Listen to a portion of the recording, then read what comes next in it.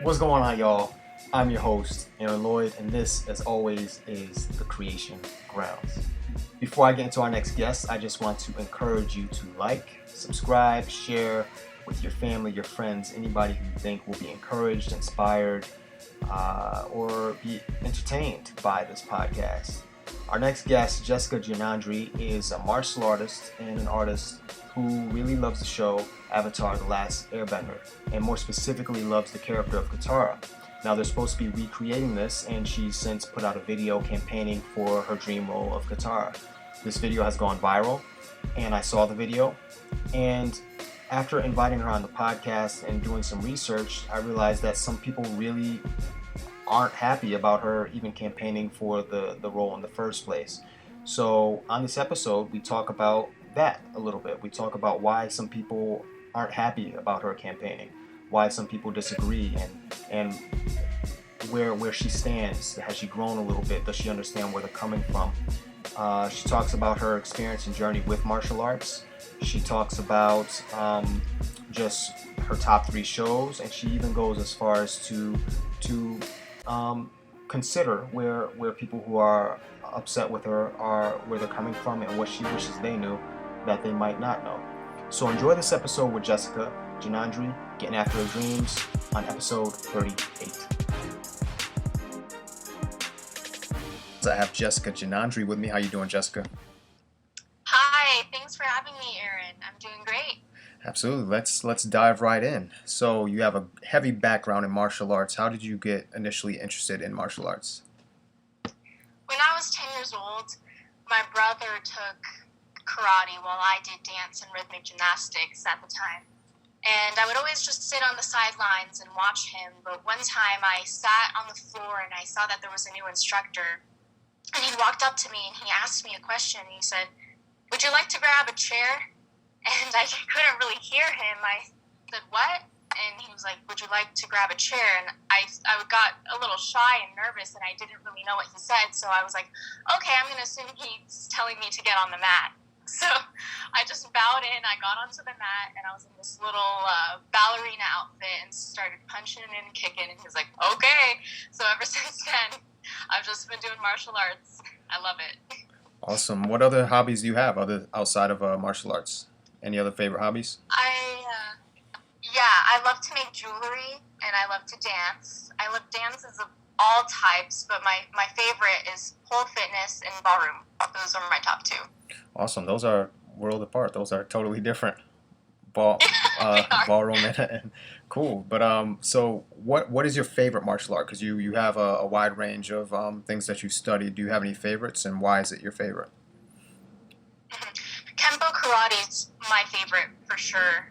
It's a little bit of a fusion between Shaolin Kung Fu and Shotokan karate, for those who are familiar with the two.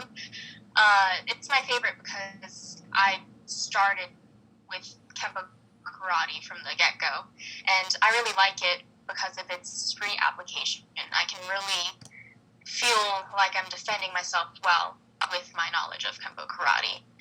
Kenjutsu, the art of sword fighting, is high on the list, and Shitoryu karate is also one of my favorites, but Kempo karate is top.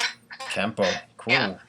And you went overseas. Did you go overseas for your black belt for Kempo, or was it something different? Was it a different... Yeah, so we went to the Shaolin Temple in China, and it was for Kempo karate.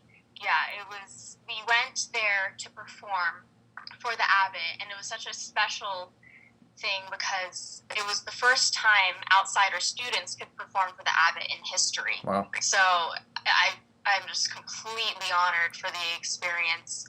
And after that, I trained, or I tested for my black belt, and so that's really special too. We were invited back to China, possibly another year. Obviously, with coronavirus, it's going to be very difficult to go very soon. But I'm very excited for the next time I can perform, and hopefully I can test for my second degree then. Oh, that's awesome. Wish you the best in that, and good luck. I'm sure you'll kill it. Thank you. Yeah. Oh, and for those who want to see the performance, we can look it up on YouTube. It's Shaolin Temple USSD Yorba demo team, and they can watch the whole performance. There's a little part where I run into a tree after I perform. All part, It's all kind of part of funny. it.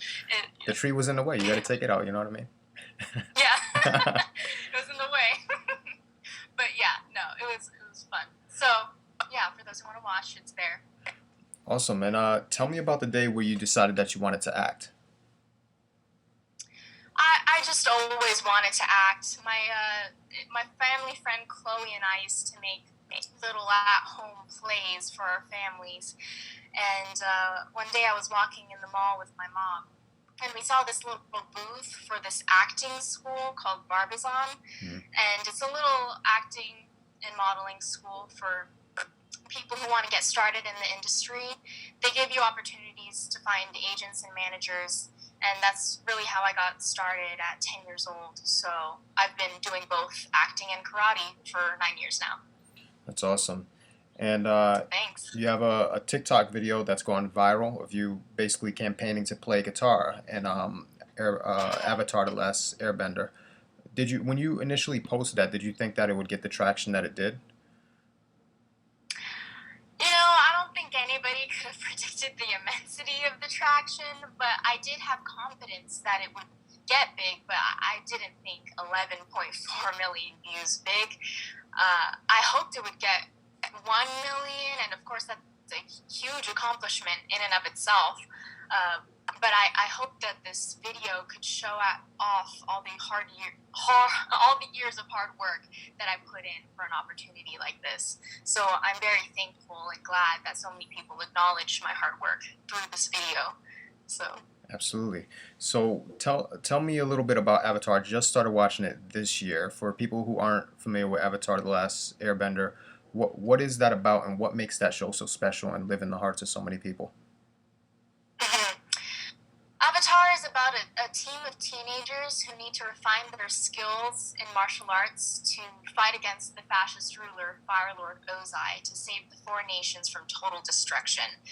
The Avatar is the only one who has the ability to bend all four elements, but the air nomads were completely wiped out by the Fire Nation. All airbenders died except for Aang, the Avatar, who was safe in a glacier for 100 years while the war proceeded to spread across the world. So it's a fictional world, but it is heavily influenced by Asian and Native culture, and I personally think it is incredibly unique due to its focus on martial arts as a way of life. And I've never seen an American cartoon pay such a beautiful homage to both martial arts and culture while also creating a unique environment of their own.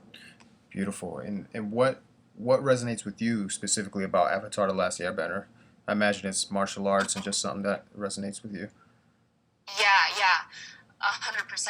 What resonates with me is definitely what I think is so special about the show.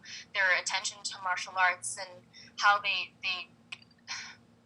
people who practice martial arts, they know that it's not merely just dancing with punches and kicks. It's a way of being in life. We honor self-control, respect, sincerity, effort, and we hold a philosophy of knowing when physical action is needed for self-defense and when it is just brute force. And so they really illuminate this in the dynamic between the Fire Nation and other nations. And I love how the show's philosophy of seeing humanity within their enemies, almost especially in their enemies. And it taught me that there is an option to rise above hate by removing the power that they hold over us. So to give into hate is to turn to the very evil that was inflicted upon us. And I saw this within the characters Aang and Katara and Iroh especially. Beautiful. So who is Katara, and what do you love about her? Katara is a young girl from the Southern Water Tribe, and she's the last waterbender in her village. She lost her mother in the war, so due to her loss, she took on a nurturing mother role of her own to take care of herself and her older brother Sokka.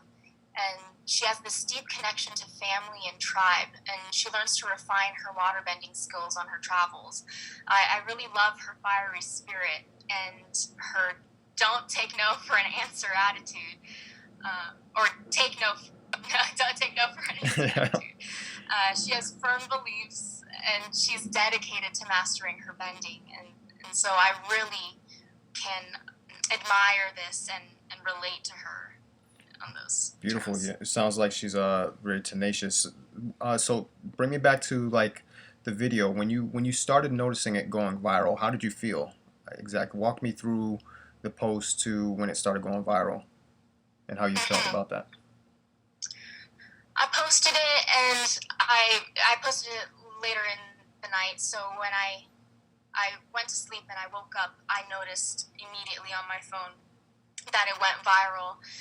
And so I just had this feeling of total excitement. There's just overall excitement, a touch of fear, a whole lot of gratitude. And so, yeah, when I posted this video, it was just overall, I was just really excited. That's awesome. And why are some people upset about you campaigning for Katara, and when did things shift? So it went viral, people were celebrating it. What changed, and why are people upset? Mhm.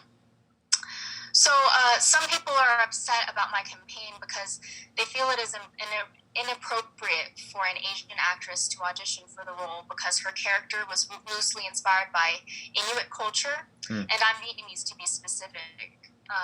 However, I have a different perspective on what representation would mean in Avatar: The Last Airbender. To me, the show has always been about the general homage to Asian and Native cultures.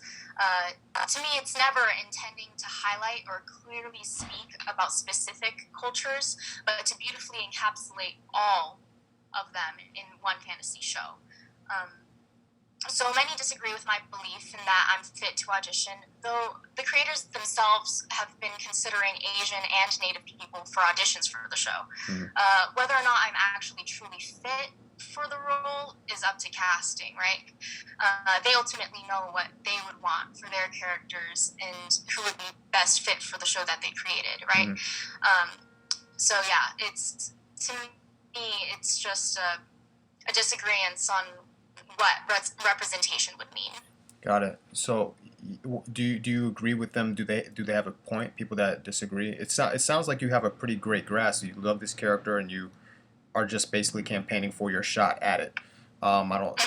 It seems like you're not really trying to cancel it from everybody else. You're just really trying to campaign for yourself. But do the people who disagree with you, upon you now being aware of that, do you agree with them to some level, or do they have a point after you became aware of that? Right.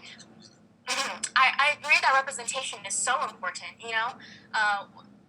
My disagreements in representation, what representation would mean, just means that, you know, I personally am advocating for equal opportunity, right? Between both Asian and Native actors or actresses, both, you know? But to break it down, for example, the Fire Nation was loosely based on Japanese culture, though because the show never intended on actually making the Fire Nation Japan, I think it would be more than okay to have a Chinese person, Korean person, or any other Asian ethnicity who looks like the characters play a part in the show. Likewise, with the Water Tribe, I think it's a tad unrealistic to say only Inuits have the right to audition for the role, because that would also exclude other Native Americans. Oh, sorry, I just knocked something. It would also exclude other Native Americans like the Cherokee, Navajo, Mayan, etc., who would want to audition for the role, right? So I'm just enforcing equal opportunity, and I personally would love to see the creators find a talented Inuit actress, you know? But yeah, so I would disagree that only Inuits should be able to audition for the Water Tribe, because if I'm not fit for one role, they can always look at me for another, right? That's kind of how acting works. You audition for one role, and they look at you for all of them. So yeah. Okay, so walk me the response. There's some pushback. Walk me through your initial response on Snapchat and your emotions prior to posting. and what that was about, the Snapchat response. Yeah. So there's many misunderstandings surrounding that Snapchat, like why it was posted and what the intentions were behind it. First off, I'd like to clear the misunderstanding that it was a clip from a live stream, because I've seen that circulating and it's just not true. What I really want to clarify is that what made me angry in that Snapchat to get me to respond in a way like that was that I was banned from my own live stream for giving my own perspective. And so that really caused me to become angry. It wasn't really all the criticism and whatnot, but it was the fact that I was being banned from my own platform. But to me, I don't want to be spreading that type of hateful energy. I really don't think it was right for me to come across that way and so angry. I think it was a learning opportunity to grow and to really just learn that I may be banned from my platform, but that doesn't give me the right to be so angry. I can learn self-control in that way. Beautifully said. So it seems like you've grown a lot from this experience. What ways would you say that you've grown? Yeah, I think I've always kind of understood the concept of self-control with physical actions, like with martial arts, but this has really made me understand self-control in emotional ways, right? So not being consumed by hate, remaining positive and spirited in what I do. That's really what this experience has taught me, for sure. And what do you wish people who seem to be attacking you or fundamentally disagree with you, what do you desire what do you desire them to know about your desire to play the part that you wish they knew that they don't? I really wish they knew that I don't hate them, despite the fact that I responded in such a angry tone, in my Snapchat. That was never, also with the Snapchat, it was never intended for a public audience, so it was just me venting for my friends. So when I was speaking on that matter, it was not to attack them personally, but just to vent my frustrations. So given that my true feelings about the matter is that I don't hate them, I wish we can come to a common ground on this matter and see that we just want the show to be great, and understanding that we just want what's best for the show and coming to a common ground. Yeah. So if that common ground, should casting decide to choose somebody else for Katara, would you be open to audition for other roles? Obviously, absolutely. your top is Katara. Yeah. What would be your others, if any? Top on the list would definitely be Suki. I would love to be Suki. She's a part of the Kyoshi Warrior group, and I would love to play Suki or another Kyoshi Warrior.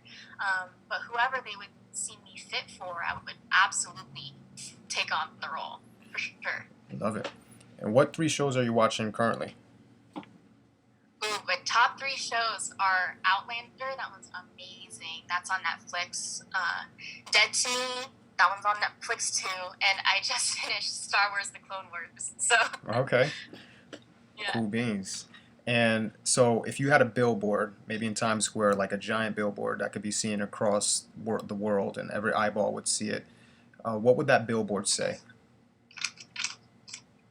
To me, it would say, live life with authenticity and understand that not everybody's going to love you, but it's important to remain loving yourself. So, yeah, that would be my little quote. Awesome. And I ask all my guests this. We'll wind it down a little bit. When you think of the word creative, who comes to your mind first and why? The first people that come into mind are Billie Eilish and her brother Phineas. I really do think they have a great bond, and the way they make music together as siblings, I think, is really quite special. Awesome. So yeah, those two people for sure. Awesome. Well, Jessica, it's been a pleasure having you on. I wish you all the best in your future endeavors. Thank you so much. Absolutely. Thanks for having me.